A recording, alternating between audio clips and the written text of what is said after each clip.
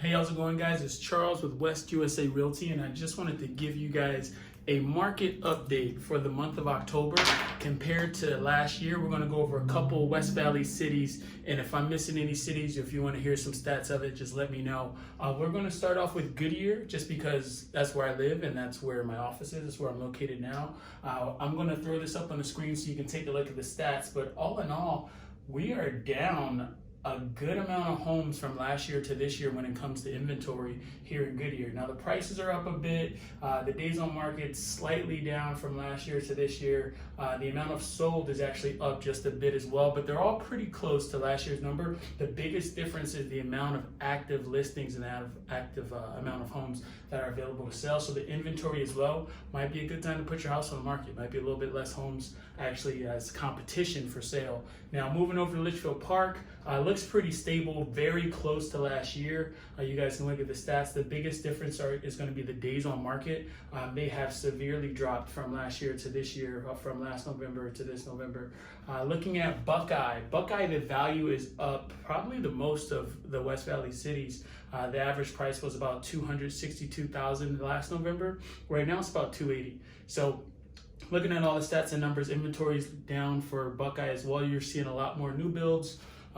Even in Goodyear as well, there's a lot more construction, just a lot of things being built. Going over to Avondale, there's going to be the inventory is low and the value is up. So Avondale might be a really good time to get in before it goes even more crazy, or if you're a seller, might be a good time to cash out because everything's moving the right way for Avondale. And I think Goodyear is going to follow that same trend going forward, simply because all the stuff is coming here. You're seeing so much constructions, the Panera Bread, the job market, the new little restaurants opening. If you guys saw my Mexican restaurant K Pasta video, things like that. Tolleson is looking good. Active listings are almost half of what they were last year. Inventory is really low in Tolleson compared to last year. Values are up, average days on market a little bit less, almost about the same, and the amount of sold is almost exactly the same also. But the inventory is really low, so less people are selling, which makes the value typically go up as well. Supply and demand and how it works. And we have Surprise up here as well. Surprise has a huge drop in actual inventory from last November to this year. So we can see that the prices has gone up a little bit over 10K from last year to this year, which isn't bad.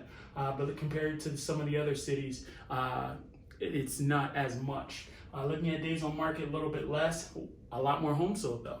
So this is a quick actual wrap up of last year to this year. If you guys have any questions, let me know. If you're not seeing your city, let me know. I'll give you guys an update as well. And if you're thinking about buying or selling, just let me know. I'll talk to you soon.